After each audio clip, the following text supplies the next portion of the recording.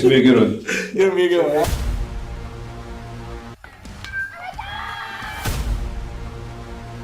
Definitely a different type of process. Cut down or freeze up. Being a coach's son. Jackson, of course, they keep retooling. One stone to face, a hit by pitch. Oh my goodness.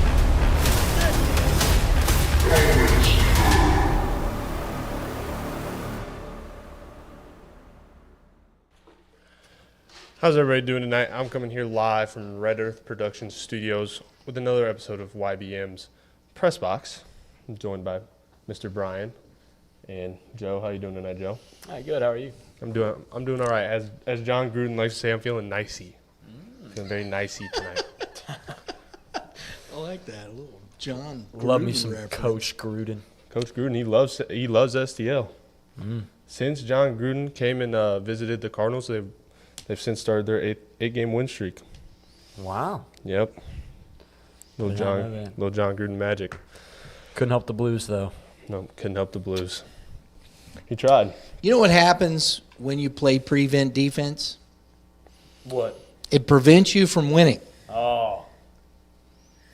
Yeah, You can't sit on a lead. What are you doing? 1.6 seconds, man. 7 minutes, and all you tried to do, go score another goal for crying out loud.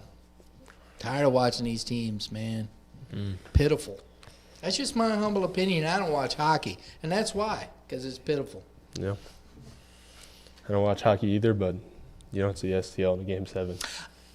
You know, I agree, and I would, go Blues and whatnot, but coaches lose games.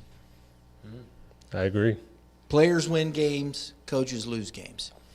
And when you make those kind of bonehead decisions to sit on a lead with 7 minutes left, it's what it is. I don't care. I'm tired of this stuff. Everybody's like, well, you got to be sportsmanlike about it. No, I'm going to run up the score 800-0 as much as I can because you ain't going to even be close to sniffing. I'm serious. I'm going to say it out loud. I don't care. I understand little kids. It's little kids. This professional sports, step on them. Finish it. Go score 8 more goals to where Winnipeg. And I'm not saying, in the course of you continuing to play and be offensive and do those things and you lose, I can live with that. But just sitting there watching the Blues in their own zone with 6-on-5, right? Mm-hmm. It's no fun to watch either. No. And that's coaching. I don't care. It's coaching. The coach made that decision. The players don't make that decision. They're just trying to execute. And you see it all the time in football. You see it all the time in basketball. A 20-point lead in the NBA is a joke because you're trying to run out the clock and the other team is scoring. And you're like, you quit trying. Don't quit playing. Go. I want to see 80-0. Yeah.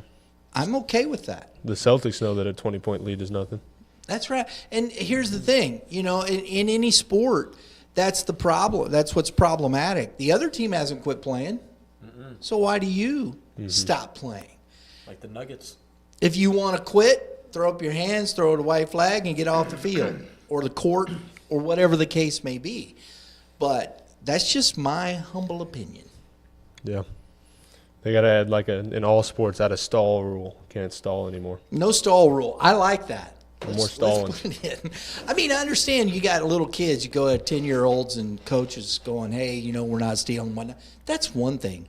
But in professional sports, this idea of sitting on a lead is ridiculous.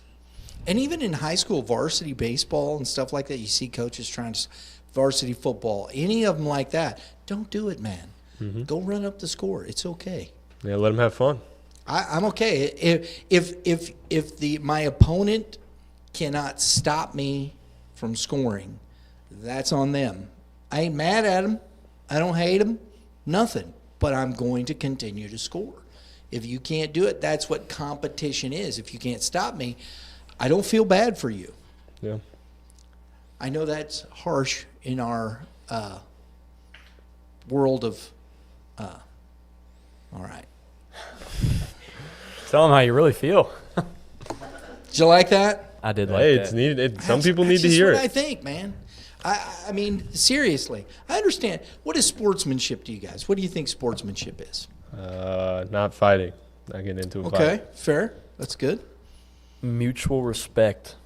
Fair. Like you can chirp all you want to, but at the end of the game, you just got to realize it doesn't matter.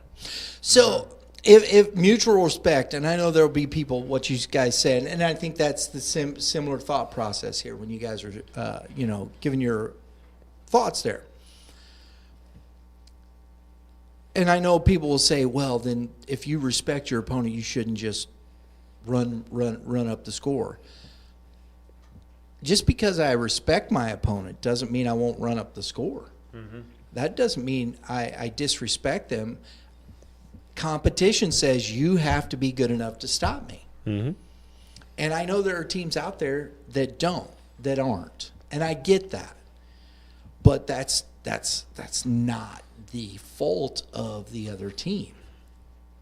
And I think this is where we've kind of lost that. That's why they've put in the running clocks in football, in high school football, which I think is a fair thing. And in football, even if you win if you beat a team by like 14 or more, a certain amount of points or more, you get more district points. So like there's incentives there. Right? And then so if the clock is running, that's good. That's and I think the competition committees have done a good thing with that because you can get those games, and I don't think that's a bad thing. Mm-hmm. All right, because once the score is 44-0 in the fourth quarter, it's pretty much over. Yeah. I mean, there are very few high school teams, if you've beaten them that bad at that point, I get it. Yeah. Baseball, similar. But when you talk about professional sports, you're killing me, bro. Yeah. I ain't got no sadness for the Blues. And you're getting paid. They're out there getting paid to do it. Yeah, if I'm a fan of a team, I got no sadness for you. You didn't win. Mm-hmm. You should have played better. That's it. And there isn't a competitor out there that won't tell you that. I should have played better. Yeah. They know. It's not like it's a big mystery. Play better.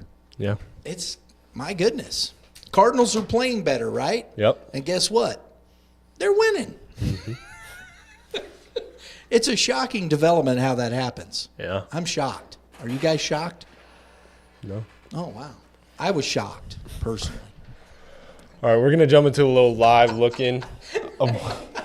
Evan's going, we're getting out of this. A little live looking into one of our must-see games, Marquette and Fort Zumwalt West. If we can pull that up on the Game Changer Central here.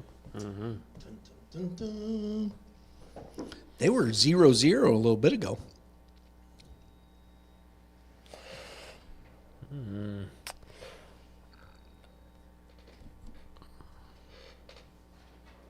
Let me see if it'll load up here. It's May 17th. That was early. Here you go. Just go back. We're gonna cancel that out. And should be in here. Matter Boom. right, Right there. Wow. 2-0 FZW. Okay. All right. What's the inning? Where are we at there, bud? Mid-7. Oh. So Marquette. We are. Oh, that's it. That's over then. Because if it's mid-7, Zumwalt West home team. Oh boy. That's the a game. final. Final score. Final score. Hey, you know what though? Marquette guys, they've played some pretty good ball games. I mean, Fort Zumwalt West is that's a real. We've got them ranked number 4 in the state. Yeah. Okay, that's a very good baseball team. Marquette goes on the road late in the season. It's 2-0 ball game, and that was 0-0 the last time we looked at it, Evan, wasn't it? Yeah. So there you go. Speaking of Fort Zumwalt West, we want to congratulate Francis Howe and Fort Zumwalt West on co-champions of the G.A.C. South. Worked hard. Yeah. Probably two of the best teams in the G.A.C. there. Yeah, they were both 9-1 on the season. They split with each other, and there you go. That was the one loss. Wow. Yeah. It's perfect. Yeah. And you know what's interesting is they both beat each other in their house. Mm-hmm. Really? Yeah, because we had them. We had the West and Howe game, first game of the GACs at Zumwalt West, and Howell come back and beat them at their house, and then Zumwalt West went to Howell and put a beat down on them, 14-4. They took it personal there. There you go. See, right? Go ahead. You can't stop from scoring. We're going to keep scoring. Yeah. Jumping into a little bit of the G.A.C. Central, Timberland leads at 8-2, but North Point has a chance to steal that from them or tie. With their game against Fort Zumwalt North tomorrow for the title. In the North, let me ask you, though. Let me ask you something. Who's the better team, Timberland or North Point? They're on even playing fields for me. Do you think so? Yeah. I think Timberland's gotten a lot better throughout the season, but North Point definitely has been there, you know. Do you think that Zumwalt North throws somebody big time? Do you think they're going to get, maybe they're going to see Lohman, North Point is? Let me look and see what North still has to play, because I think there's a lot of factors that are going to play into that. But Right. you know, if they got a little grudge against them, you know, they might do a little extra to secure that win. Grudge. I like that. A little grudge. You know, because they're in the same conference. You know, you don't want to see other teams succeed. I'm hip. So Absolutely. I mean, What is going on out there? Them people would. They got North Point, St. Charles, Warrenton, and then they go into districts. So I mean, they have a decent amount. Nothing really. That St. Charles and Warrenton game, it's out of conference, out of their district. So they might see Lohman, right? yeah, they could. That'd be a pretty tough one with Cowling and Lohman. I mean, North Point couldn't win it outright. Yeah. And that would be, I think, their first G.A.C. conference title. Did they win the North last year, though? No, because They didn't, did they? Warrenton went Warrenton 10-0. 10-0. Yeah. So I don't think North Point's won a G.A.C. title I don't think in so either either. conference. So this would be their first. Yeah. Either way, that's going to be their first if it's co-champs or outright. So Yeah. kudos to them. There's a lot riding on that one. Jumping over to the North, Warrenton versus Orchard Farms. Doubleheader tomorrow. Dude, you can't add the S. Orchard Farm. I'm gonna get lit up for that one. Come on. Rookie And he's a Warrenton guy. They're going to say, dude, come on, man. rookie mistake there. They're playing a doubleheader because it's some rescheduled games, and we'll be there tomorrow. Yes, we will. Actually, G.A.C. Game of the Week. I should say Youth Baseball Midwest will be there tomorrow. I unfortunately cannot make it. Now, tell them the reason why. Well, I got to go see Post Malone in Busch Stadium. Oh, my. Now, would you not come to the ball game to go to Post Malone? No.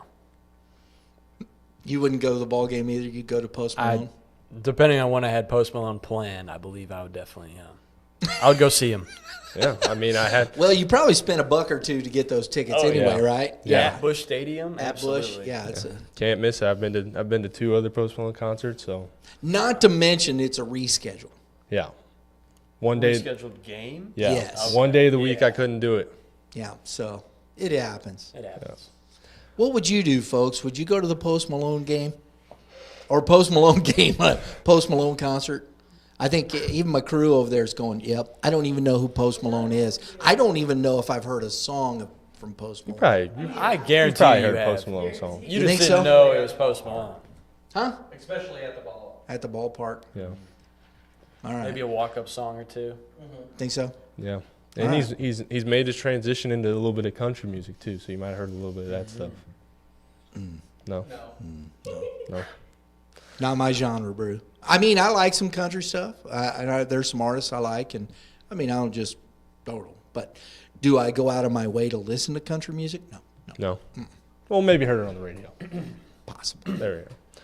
But that's a big game. If Warrenton either wins one or they sweep, they're outright there. But if Orchard Farm sweeps them, then they take that title right out from under their feet. So I think that's the big one right there. yeah, I mean, Orchard Farm, they're coming with vengeance. yeah. because a sweep, they got a sweep. Yeah. So big arms, everything. I think that first game is the biggie, personally, because Warrenton's going to have to ride that wave because Orchard Farm's coming with some ill intent right off the get. You're going to see probably Rosenberg in that first game, I'd imagine, and Carter Martin. So it's going to be, I think, runs are going to be premium. Yeah. You're going to try and bunting and scratching runs. Martin's brutally tough. Rosenberg is brutally tough. And let's look at this real quick. Let's get into some numbers. I think this would be cool to do real quick because when you start talking about Orchard Farm, we make sure we say that correctly. And I got to give a big shout out to Coach Sugar from Orchard Farm. He's a Fort Zumwalt East alumnus, and he was just elected to the Zumwalt East Hall of Fame, Sports Hall of Fame. Wow. Congrats, Coach. Big ups. He was a dude, man, for that team. Yeah. That was a good baseball team.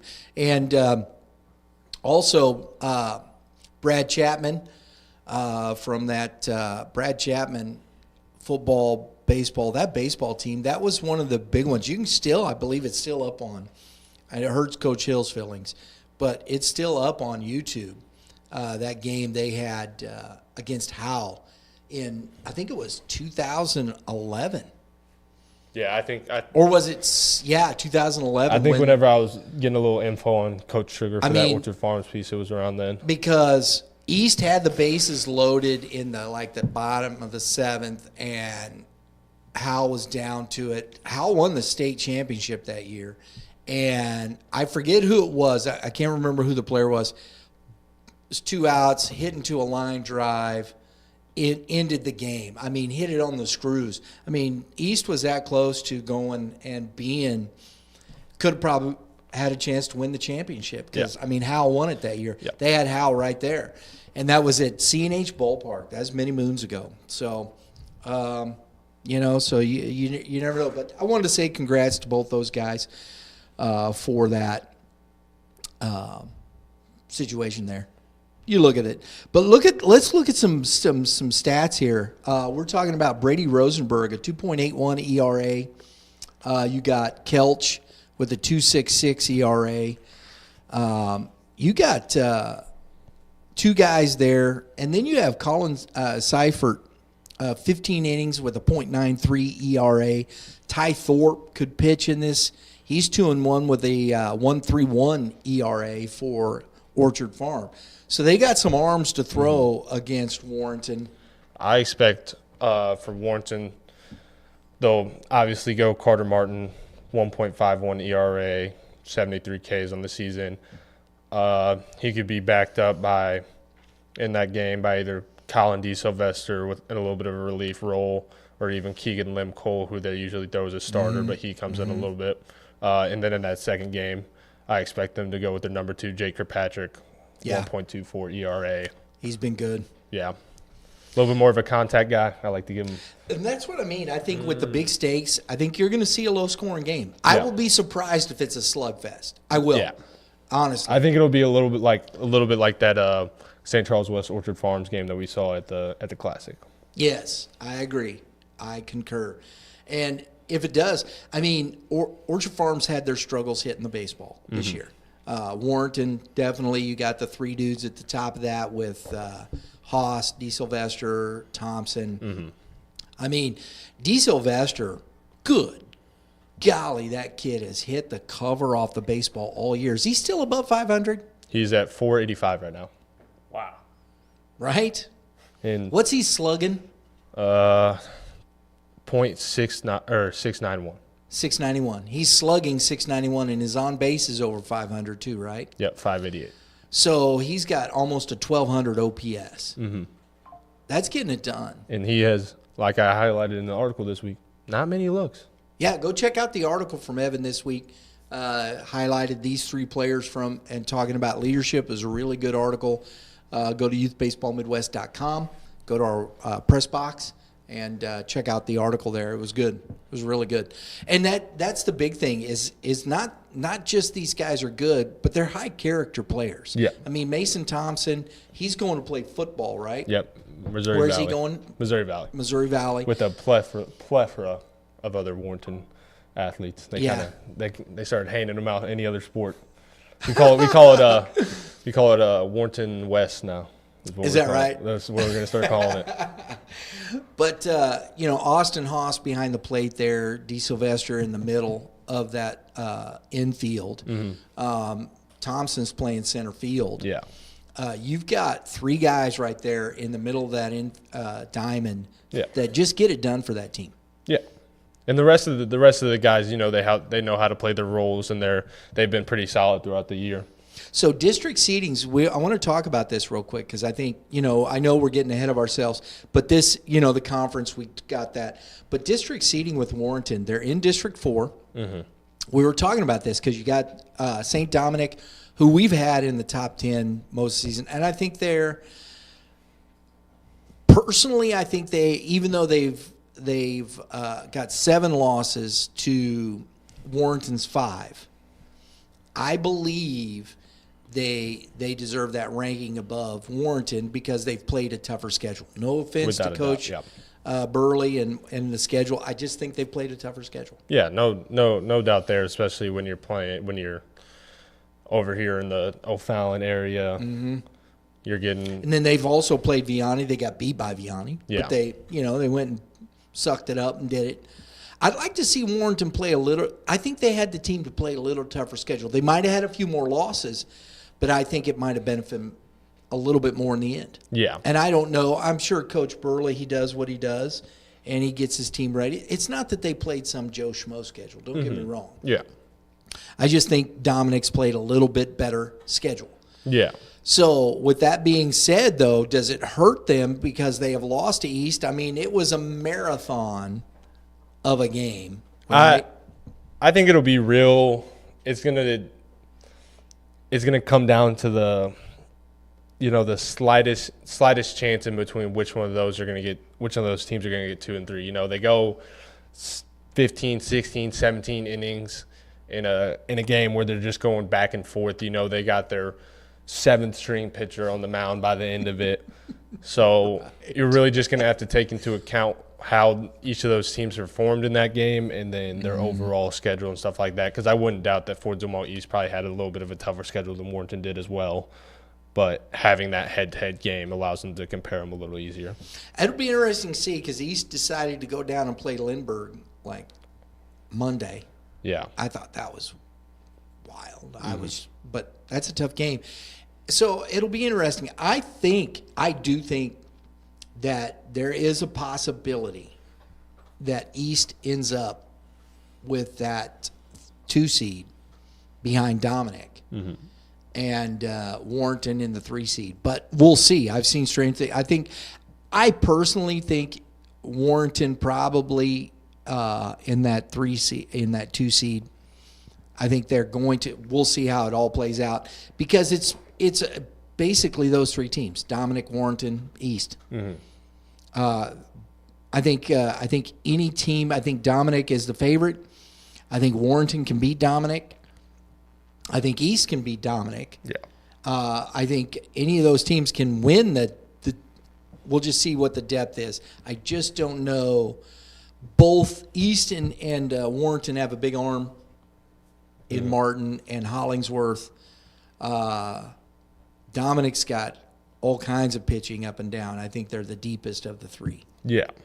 So that's why. So it'll be interesting to see once we get there. Mm-hmm. And then you got in Class 4 over here, you've got Orchard Farm, St. Charles West. They already have been seeded. And you've got Duchesne is the number 1. St. Charles is the number 2 seed in that. St. Charles West is. St. Charles West, excuse me. St. Charles West, which I think it's fitting. I think that's exactly. I think is right. Mm-hmm. I think.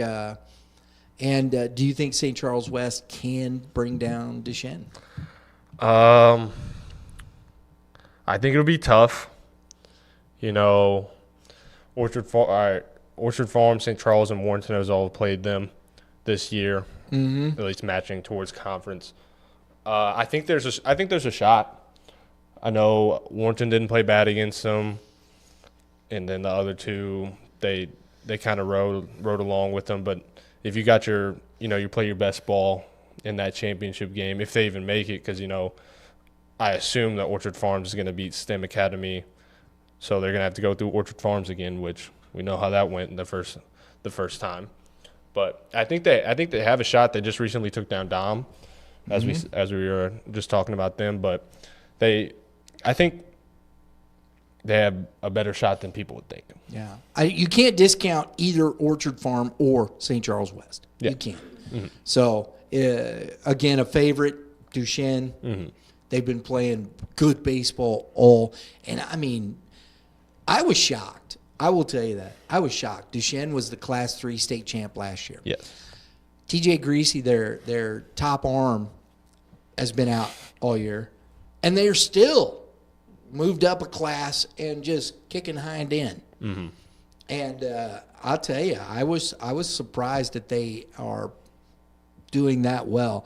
They've hit kind of a little bit of a wall. It'll be interesting to see how they move into that, but they'll be playing more of Class 4. Yeah. And so it'll be interesting to see. And you can see as we did our top 10 rankings, power rankings are out. Congrats again to, the South champs. Tomorrow we'll see how the North Point Grizzlies, see if they can win an outright title. That'll be fun. And the big to-do, the big Dukaroo. Yep. Orchard Farm visiting Warrenton. Doubleheader. Don't miss it. Tomorrow, tune in. We appreciate it. Let's move real quickly to the Suburban Conference. Must-see game. We got Howell and Parkway South. What do we got going on there, Joe?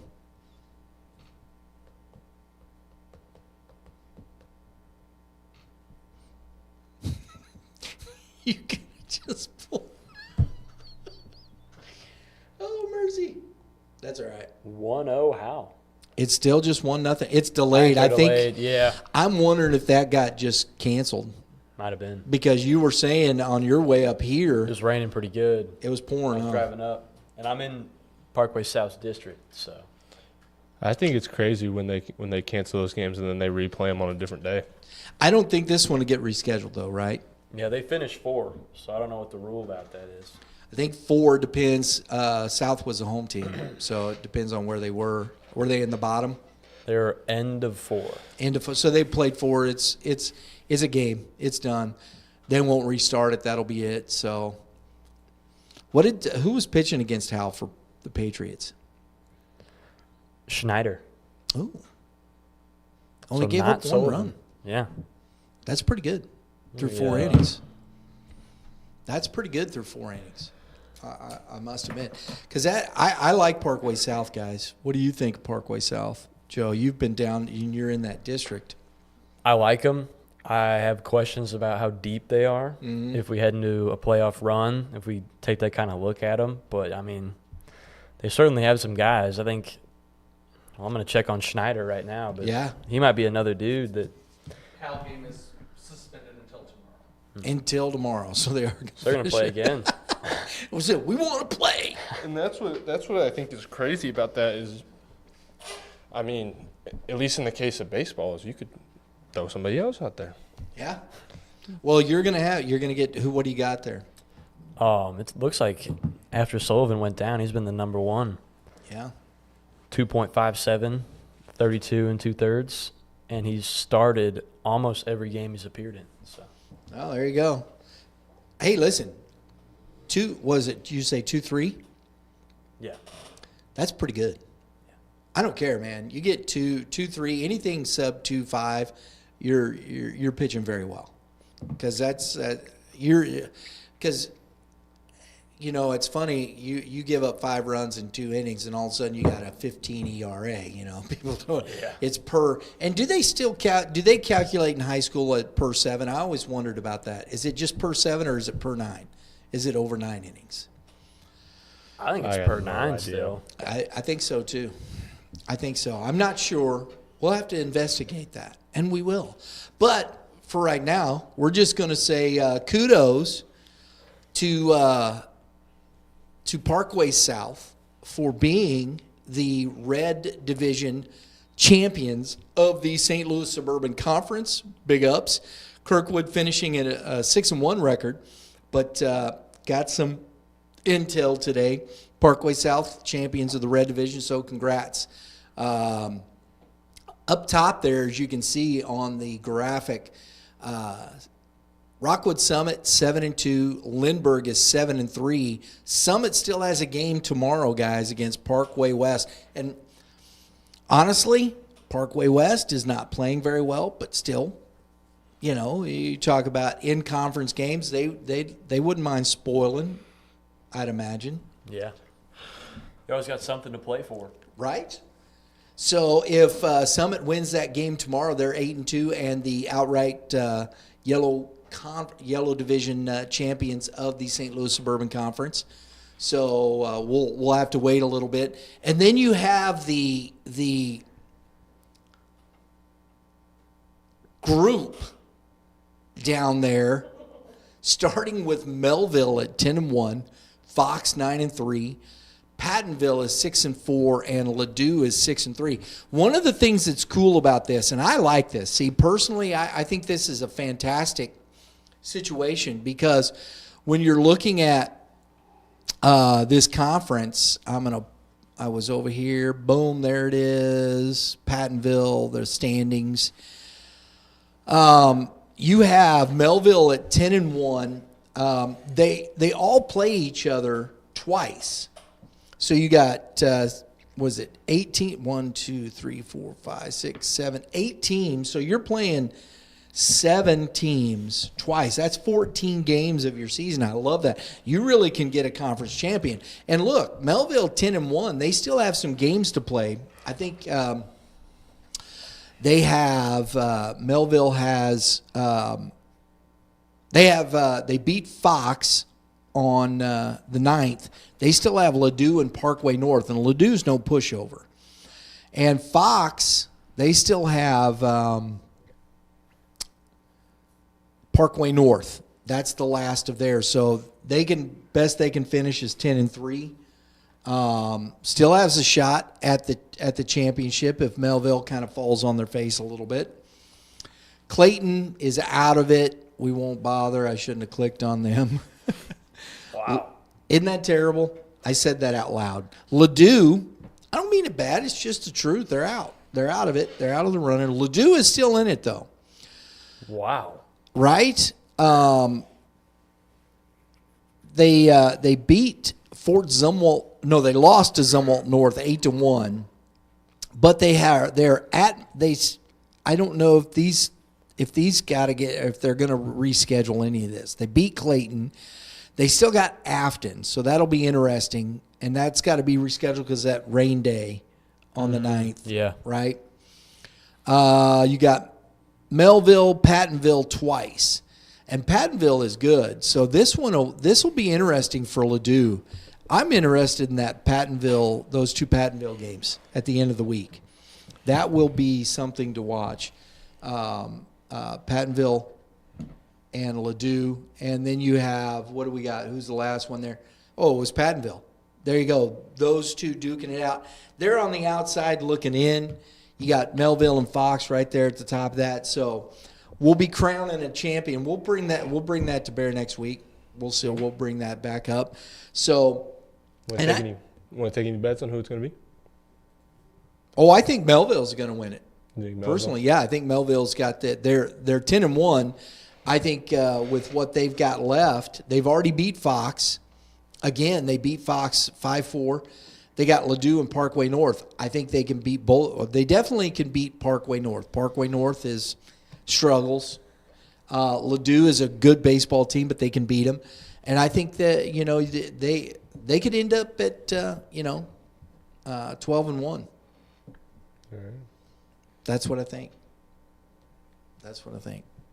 There you go. That's my 3 cents. The Afton game back here doesn't look like it got rescheduled from April 3rd. Looks like at Heine Miney didn't get so there it doesn't look like they're going to play that one as well. District seedings as far as this goes, when you're talking about the St. Louis Suburban, you've got basically District 2 and District 1 in 6. So here we go. Fox, Kirkwood, Lindbergh, Melville, Oakville, Northwest Cedar Hill, Seckman. The only outlier there is Jackson, which is coming up from the SEMO conference. All of those teams have winning records except for Northwest Cedar Hill, guys. All of them. Wow. It's going to be a dogfight. Who gets the number 1 seed there? It's going to be a big argument in that conference room, probably. Kirkwood, Lindbergh. I think it's between those two. I think it's between Kirkwood and Lindbergh, personally. I think there's definitely a lot of factors you're going to have to take into account, like strike the schedule, if they have any common opponents. Lots of. Exactly. Scores, stuff like that. Class 5 is going to be interesting. Forget about District 2. I know Webster Groves, we talked about, we'll see. They got a big arm. They probably got tools for one game. Yeah. But the monster sitting there is Vianney. We'll get that conversation here in just a minute. The other one here is District 3. Ladue is in District 3. You got Parkway Central, Parkway North, Parkway West.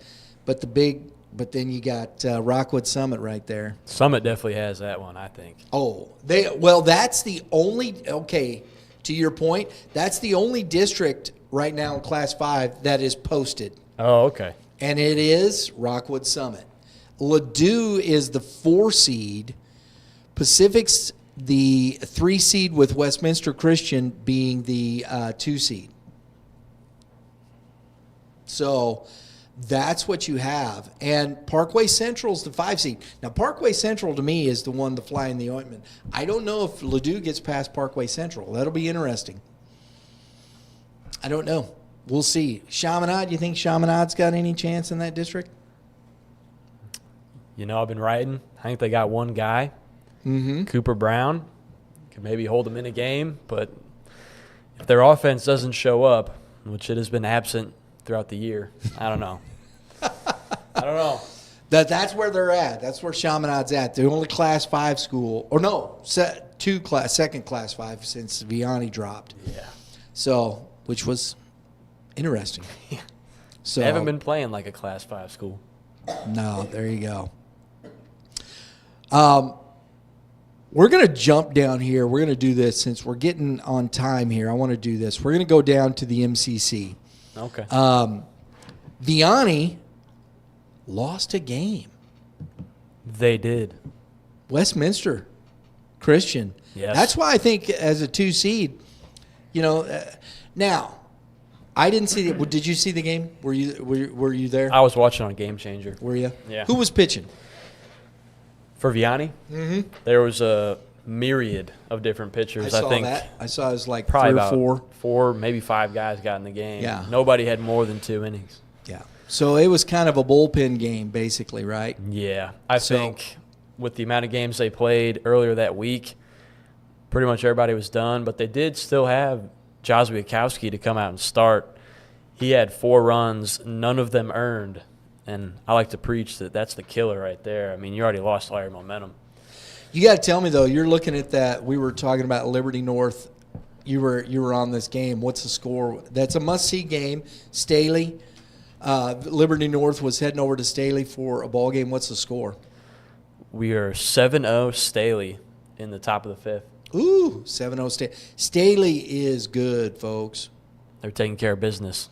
We'll come back here for a few minutes to the G.A.C Suburban, but that was a must-see game today, and Staley taking care of business. We'll see if Liberty North's got a late run in them. I really love that camera angle.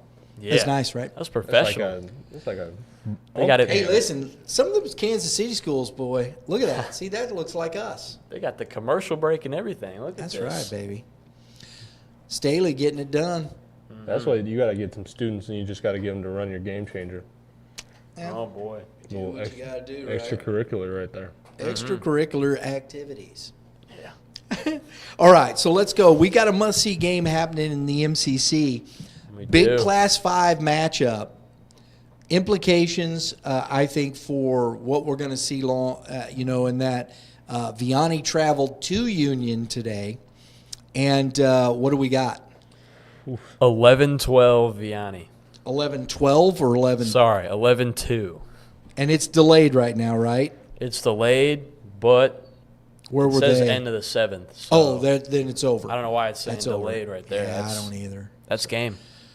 Wow. Yeah. So, and that's what I mean, man. Vianney is just, I mean, they had we were talking about this, I want your, because Drew and I and Lauren, we were all talking about this over the weekend. And this was before they lost. Does Vianney just take a loss just to get, do you want to go 20 something, Yeah, the undefeated season. I don't think they just tried to lose, don't get me wrong. But sometimes, it's kind of like, okay, we lost. It's a reset, and you kind of just like, yeah, baby, let's go. I can't speak for any of the guys or Right, for right. Coach Stewart. Obviously, we agree that they tried not to lose. I mean, when you don't- put in that many guys for like one inning, you're trying to get everything you can. But Yeah, I you're don't know. working to win the game. I mean, I know we talked about it. We've been talking about it all year, it feels like. I mean, starting with Coach McGee from Willard, just Yeah. like, I don't know if it's a good thing to go undefeated. But now I can say that with more confidence because they're not undefeated. They are not. But they're still, I mean, listen, you go, they went and because I think it was Casey Griffin that was pitching for Union, wasn't it? Oh, I don't have the names. I believe it was. Number 22. Number 22. Let's see. Hold on. Let's see if I can get this going. Yeah, I think it was Casey Griffin. Let's go back over here Some good investigative work. because there. it was showing it up earlier. We'll go here. We'll go here. Oh, No, yeah. that's still Warrenton. Let's find the Griffins in here. I think we're following them. See who gets it first. Dun, dun, dun. Could be him. I lost the People year. are like, this is really boring. Here we go. Yeah. Boom. Now go to the box score. Uh-huh. Muser, Oh, really? and then Griffin, and then Lemons. So they pitched them both. Oh, boy. Okay. So Griffin got in. How many user? Wow. They hit both those guys pretty good, didn't they? Yeah. So that's interesting. So, but you know what? I think that's good for Union long term. I don't know if they'll face them. I don't know how that stacks up, and we'll get to more of those conversations.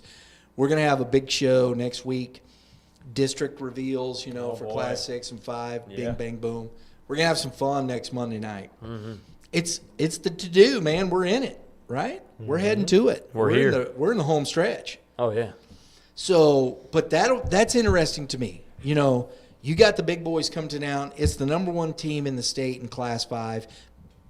Quite possibly the best team in the state, period. Pound for pound is the Yeah. boxing analogy, right? I like that, yeah. Yeah. And that looks to be the last of Union's regular season, at least on S.T.L. I don't know about Misha. Yeah. Oh, boy. Well, who knows? So, starting off with Vianney there, everybody else is, we got to give them go ahead. Congrats. I want to give a special congrats to Vianney High School for being the official M.C.C. champs. There you go. I'd say it's well earned. I mean, not the most difficult conference, but there's still some games. CBC, 1-run ball game. Chaminade, 1-run ball game. The conference was down. I would agree. I think it was down a little bit this It was year. down. And DeSmet, I thought DeSmet was going to give them a run for their money. Same. Actually, same. I think they're starting to play a little better right now. Oh, absolutely. So, if I could interject about what the Mets been up to. They split with CBC, but one of the things that could have led to them getting the sweep was something I've been talking about. Guess how many unearned runs they gave up in the series? None?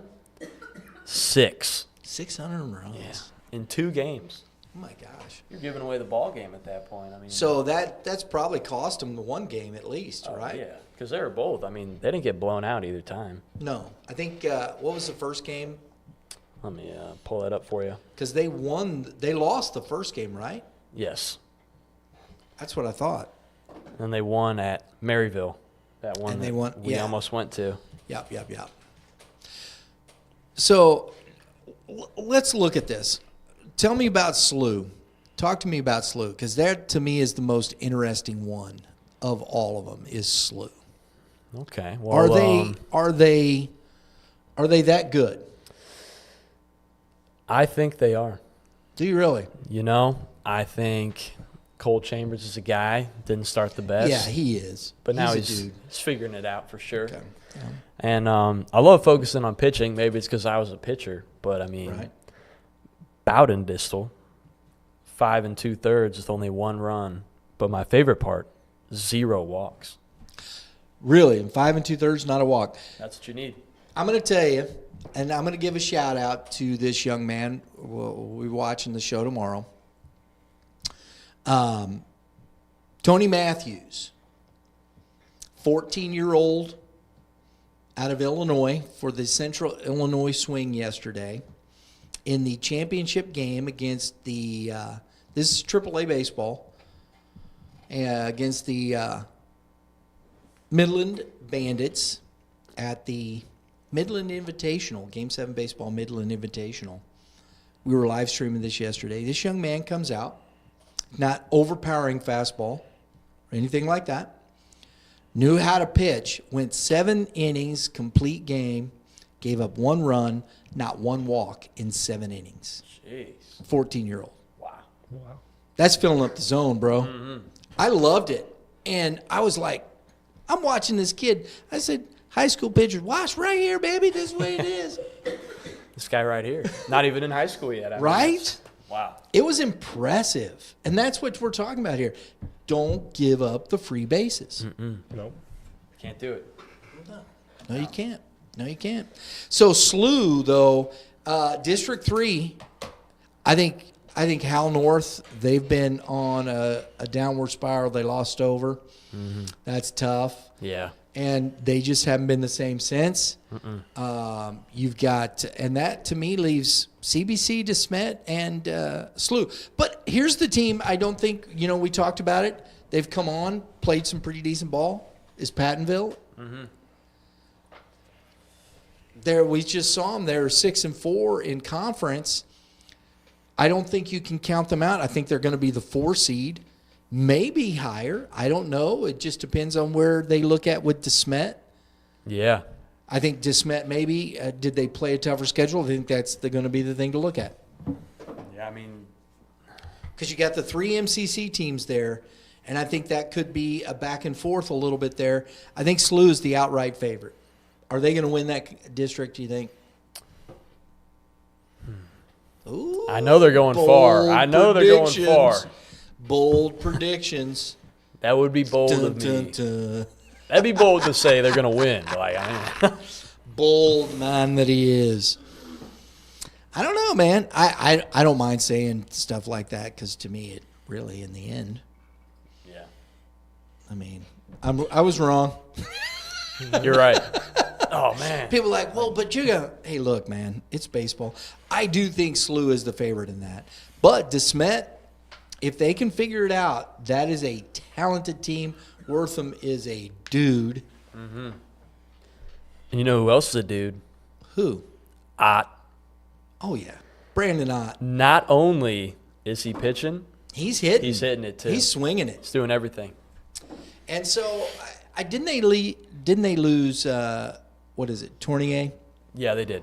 Yeah. He's so out. that He hurt. broke something up here. I don't know. Yeah, that hurts. Mm-hmm. So offensively, I know Ott's hitting well over 300. Yeah. And I know it was funny because we saw him. It was interesting because we saw him at a PBR event in the fall of last year, and he's swinging it. And he was talking about, yeah, man, I'm gonna bring it with the bat too. Don't worry. Yeah. And he sure is. He's a man of his word.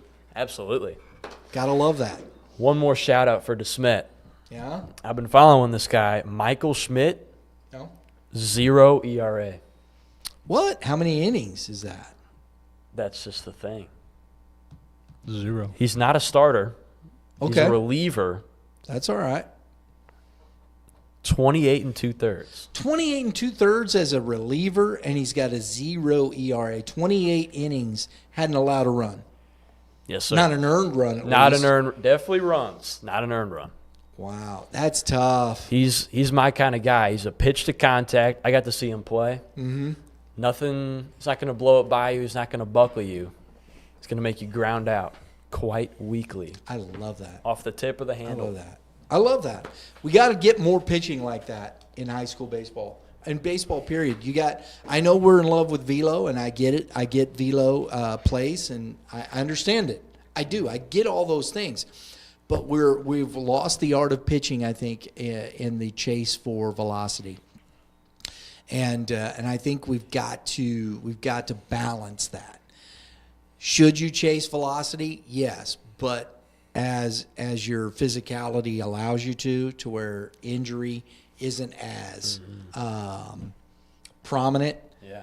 Learn how to pitch. You can have a really good high school career pitching to contact, pitching around, learning how to throwing off speed, learning how to pitch off of tunneling, all those things, looking at the same. A lot of guys with 78 to 80 mile an hour fastballs have good, successful high school careers. It's okay to throw that. In fact, I would bet money. I'd bet serious. I'd even bet your money Oh boy. What are we betting my money on? that the higher percentage of kids throw in the upper 70s across the landscape of high school baseball, even in Class 6. The higher percentage of pitchers, because honestly, how many kids throw 90? Tell me. Right, 1 in 8. 1-8. I think it's less. I think it's I would less than say that. 1 1 in 15, Yeah. 20. Because you really, honestly, you have a lot of kids. You have more. The more kids you have is probably you have low to mid 80s is your bigger group. The upper 80s guys. Yes, and then 90s is and then the majority of your of high school baseball pitchers are throwing probably 77 to 82. I don't have any figures to back that up.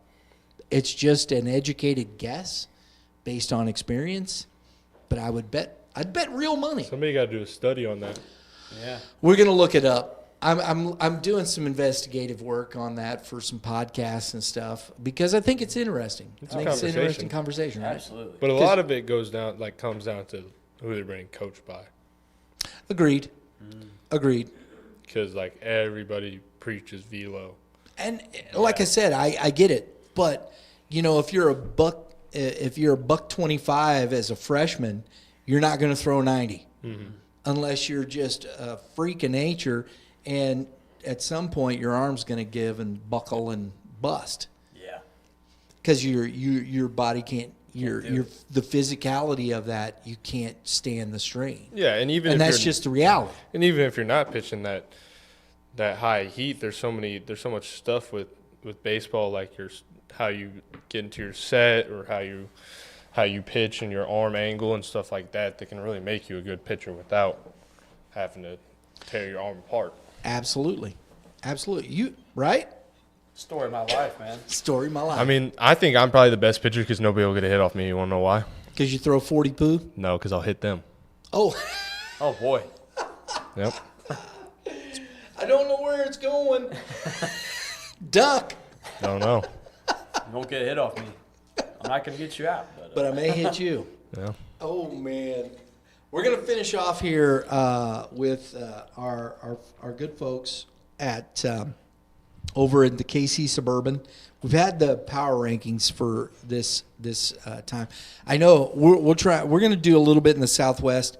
Tough thing is I don't know as much about it, and that's where we're working to get more information as we move along. But as you can see in our power rankings there, we kind of move things around because we're heading to it. Staley is taking care of Liberty North. It looks like they're going to go to 10-2 in conference. Lee Summit is 9-2 in conference. They beat Blue Spring South here the other day. They're 8-3. It's a dogfight between Staley and Lee Summit. That'll be interesting to see. Staley still putting it on them. 8-0 now. Yes, sir. 8-0. Woo. Woo. They want to finish it off. So that'll be a interesting one down the stretch. You've got Liberty and Park Hill South. Liberty at 7-1, Park Hill South at 6-2. I think there's one game left there for each team.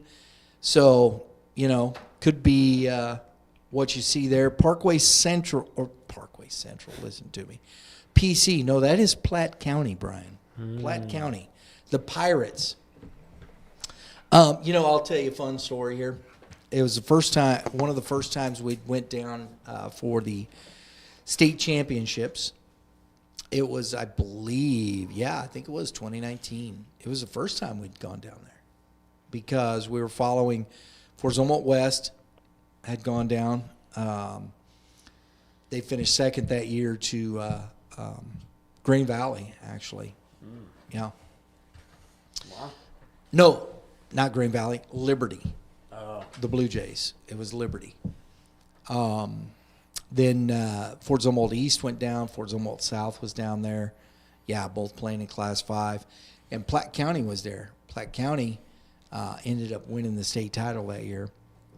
And it was so funny. I'm talking to the kids, and I see this kid from Platte County, and he puts on these beautiful-looking orange, my favorite color, these Adidas orange shoes. And I was like, I told Kevin Moeller, I said, you got to be a dude to wear shoes like that out on the ball field. If you're not a dude, don't put those on. Wear black or white, fine, but you got orange like that, and you can see him walking around the field from way back there. You got to be a dude. And sure enough, he was a dude. So kudos to, I wish I could remember the kid's name, but that's all I remember from that. He was a dude. So Platte County, back there again, 10-1. Truman, I think that says, help me out, guys, 6-2? 8-2. 8-2. It's 8-2 on Truman.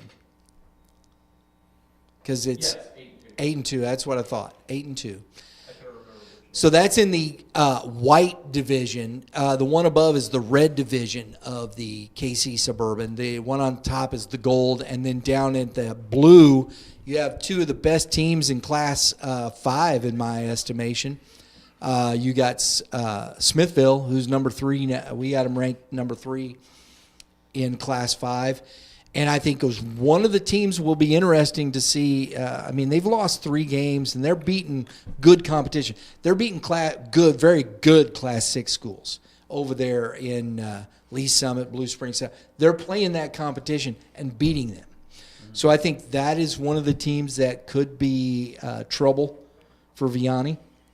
Willard is another one down there in the Southwest. Those are the only 2, in my opinion. Maybe Platte County, they're playing well. Kearney has guys that can play with Vianney. Around here, definitely in the district, they're coming out of that district unless they all get salmonella poisoning or something like that. Oh, boy. I'm not trying to be rude. Dave Wiggins, I love Dave Wiggins at Webster Groves. He's going to give it. And the thing of it is, Wiggins is going to give it his best try. He's going to put the guys in. He's going to go and work to put a win out there. I know that, but everybody knows. They have one loss on the season. That's for good reason. So, no offense to John Burroughs. but I don't think John Burroughs is in that category. So, and we have John Burroughs ranked in the top 20. Yeah. I think they're a top 20 team in Class 5. But do I think they can play with Vianney maybe one game? It just, like I said, though, is So that's the way that works. So, but I think Smithville and Kearney right there, Platte County, as far as Class 5 schools, those are that's when you're going to see if Vianney can you get that best 2 out of 3. Yeah. They're in District 2, and honestly, they're not going to see any of these teams until the Final Four, because you've got in Class 5, you've got Platte, and here's the other part of this. Okay, Smithville, Platte County, and Kearney are all in District 8. Oh boy. So 2 of the top 10 teams in the state are not, only one of them may get through. And if Kearney, we have them at 15 right now. They've had some losses here and there. They're starting to play better. One of the best teams in the state is not, 2 of the best teams in the state are not going to get to the next round, to the regionals. Yeah, the quarterfinals. Yeah. To that, it's either going to be Platte County, Smithville, or Kearney out of that district. So that's kind of tough as it is, but you won't see anybody there. I think District 2 plays District 1, I think it is, or maybe District 4. So I'm not quite sure how that lines up in Misha. But if you do, if it is District 1 and 2, Vianney's going to play somebody like Farmington or Festus out of District 1 probably. Could be, an outside chance that Hillsboro gets through or Poplar Bluff, yeah, but I think Festus and Farmington there. If it is District 4, if they go evens on that, you got Dominic, East, and Warrenton, which would be, I think, a fun one.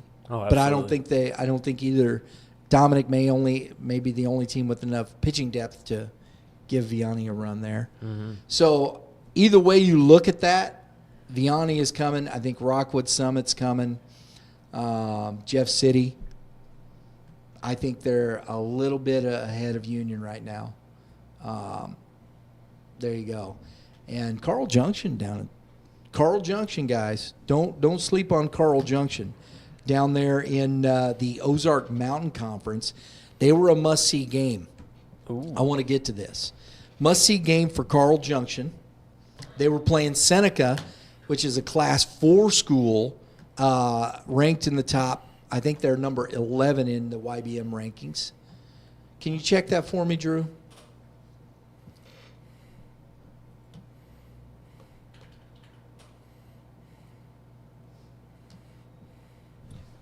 Are they the Fighting Irish Nope. or the Royals? Go back. Cancel that. Let's go down through here. I think we're following them.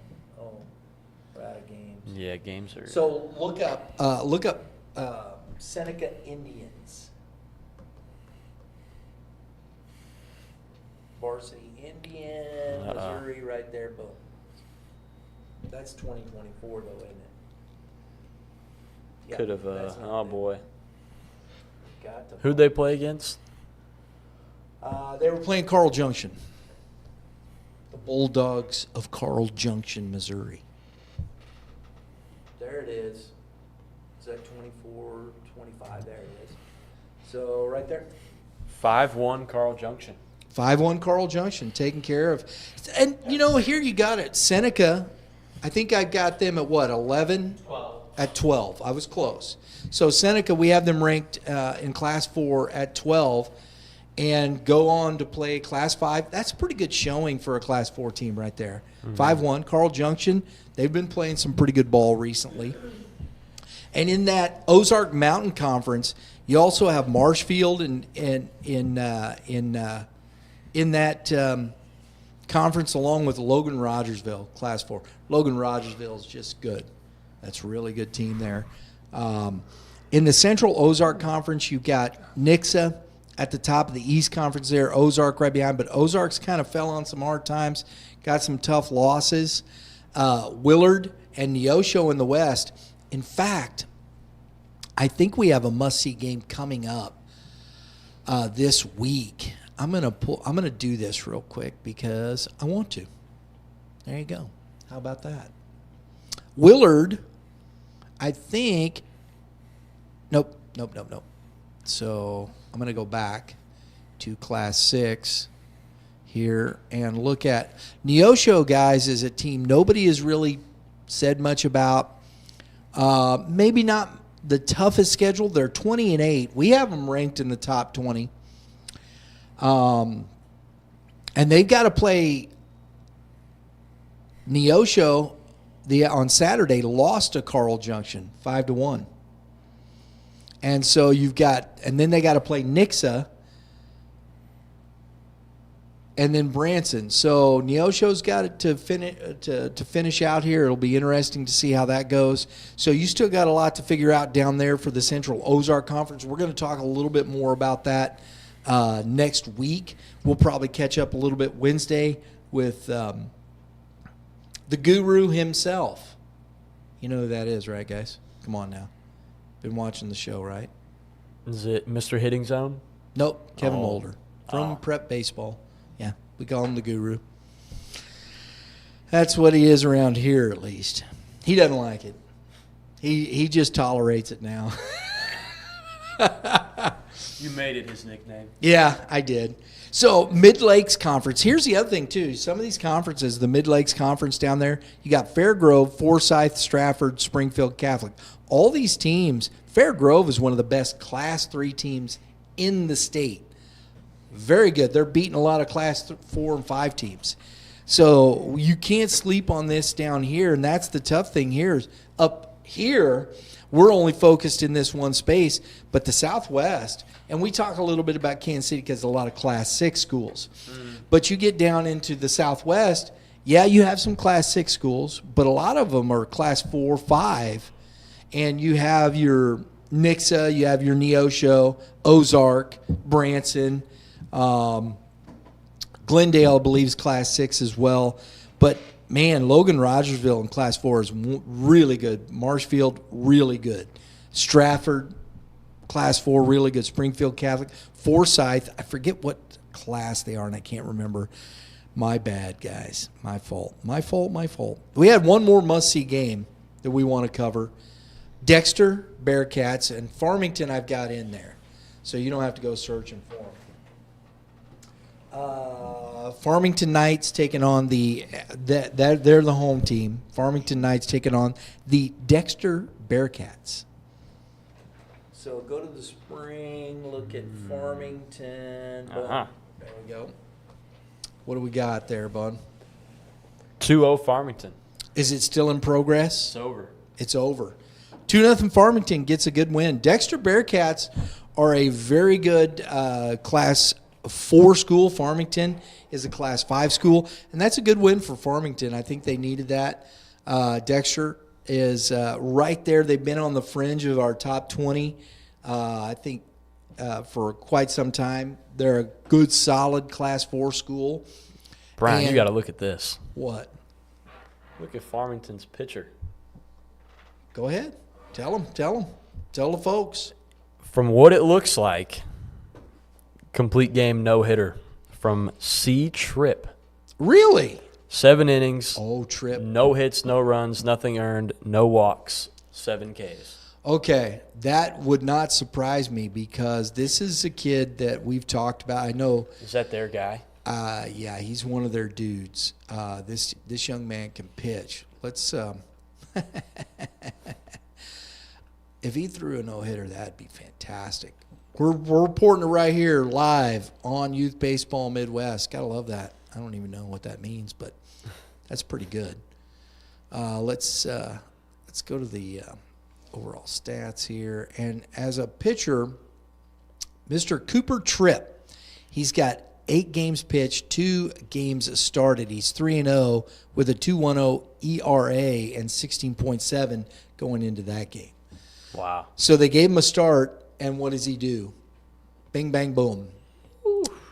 Their big guy is Aiden Redmond, who's really good. He's got 1.44 ERA in 39 innings. He's 7-0. Wow. And 4 complete games. Am I seeing that right? yes, 4 complete games. My goodness. That's pretty industrious. Makes my He's heart only hurt. given up 8 earned stamina. runs. Huh? So that's good stamina. Absolutely, dude. 4 complete games. And nobody else has a complete game on the roster. Until now. And he's until now, Mr. Tripp. He's tripping. Get it? Huh. And here's the thing, guys. When you look at these two, who's Farmington's big opponent here in that district? Festus. Now, Festus has 3 dudes. Big-time arms when you're talking about, I think it's Jackson. I forget how to pronounce that. Jameis, I can't remember. But Mason Shermer, I think he's been out for a while. Cale Schaumburg, 29 in the third innings pitched, a 1.91 ERA. He's 4-0, 1 complete game, 5 started. Let's see. So I think this is where you really get some interesting stuff here. 29, and then Jackson Smith. That's the big lefty. He's got a 2.0 ERA, but he's been he's 4-3 record. So, what's been going on? He's only given up 10 earned runs, but 13 runs overall. So is he just not getting the run support? That's where it is offensively. That's the only thing you can think of. You got three complete games in 7 starts. So he's doing the work, and a 2 even ERA. That's pretty good. Yeah. So again, this is where Farmington, Festus matching up, getting deep into those.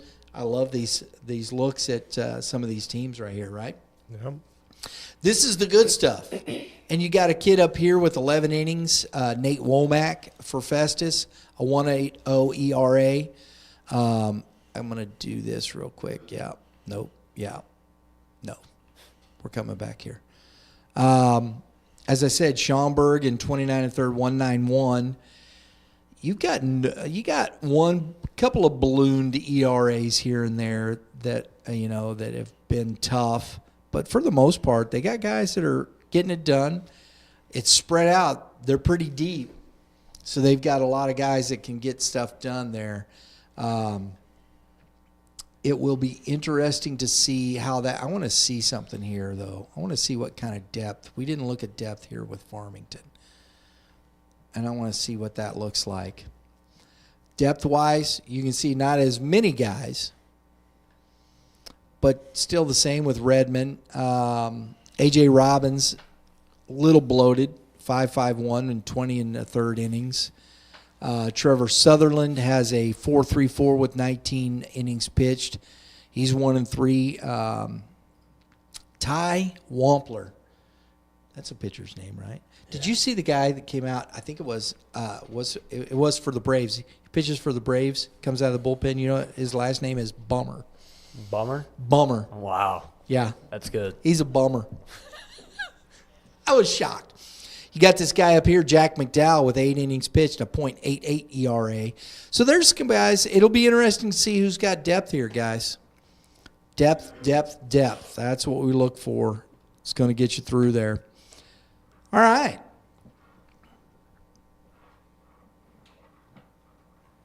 The press box on display. Yeah. Guys, dropping knowledge. Thank you very much. Next Monday, it's a big one. It's going to be a big one. Tune in live. We got districts. We got district seedings. All be done. Should be done. We're heading into districts next week. It's going to be a lot of fun. We're going to have some fun with the show. We're going to see if we can get some more people on, have a big discussion about where we're at, where we're going to go. We're going to look at class 4, 5, and 6. Some of the smaller schools, it's a lot to digest. Mm-hmm. Right? Mm-hmm. But we're going to work to do it because that's the way we roll around here. Yep. Know what I'm saying? I'm excited. I got to be honest. I am. I'm pumped up, man. I love the playoff atmosphere. We got it working. We got a couple more games. Tomorrow's going to be some big-time playoff atmosphere. So if you can't get out to the ballpark, please tune in tomorrow afternoon. We'll be live from Warrenton High School for the Orchard Farm Warrenton Dukearoo for the G.A.C. North title. Thursday, we'll be out at Lindbergh. Festus coming to town, so we're going to get to see some of those Festus pitchers, right? Oh, boy. Yeah.